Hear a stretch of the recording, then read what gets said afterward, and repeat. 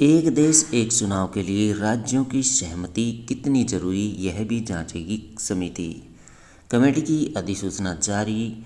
शाह आज़ाद सहित 8 सदस्य समिति में।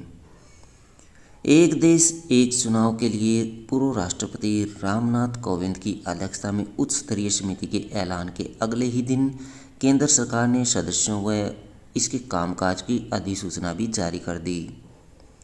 समिति में केंद्रीय गृह मंत्री अमित शाह, लोकसभा में कांग्रेस नेता के अधीर रंजन चौधरी और राज्यसभा में पूर्व नेता प्रतिपक्ष गुलाम नबी आज़ाद सहित 8 सदस्य हैं। दोस्तों, समिति गठित होते ही इसका विरोध भी शुरू हो गया है। कांग्रेस ने इसे संसदीय लोकतंत्र को खत्म करने की साजिश बताया है। पंचायत से संसद तक के एक साथ या चरणों में चुनाव का संभावित रास्ता बताएगी उच्च स्तरीय समिति।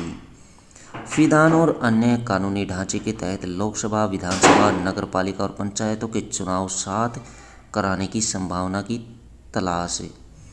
इसके लिए लोक प्रतिनिधित्व अधिनियम व अन्य नियमों में संशोधन की जांच और उसकी सिफारिश करना। यदि संविधान संशोधन के लिए राज्यों के समर्थन की जरूरत हो तो उसकी सिफारिश करना। चुनाव के बाद यदि सदन त्रिशंकु हो, दल बदल हो या फिर अविश्वास प्रस्ताव के कारण कोई स्थिति बने तो उस परिदृश्य के लिए समाधान की तलाश करना। एक साथ चुनाव का फ्रेमवर्क देना। यदि एक साथ चुनाव नहीं हो सकता है तो ऐसा करने के लिए चरणों और समय सीमा का सुझाव और अन्य जरूरी सिफारिशें करना। एक साथ चुनाव शुरू होने के बाद यह चक्कर न टूटे, इसके लिए जरूरी सुरक्षा उपायों और संविधान संशोधनों की सिफारिश करना। एक साथ चुनाव कराने के लिए ईवीएम, वीवीपीएट, मैन पावर सहित अन्य जरूरतों का आकलन करना। पंचायत से लेकर लोकसभा चुनाव तक के लिए एकल वोटर लिस्ट और वोटर आईडी को बनाए जाने की सिफारिश करना। तो ये समिति की सिफारिशें दोस्तों।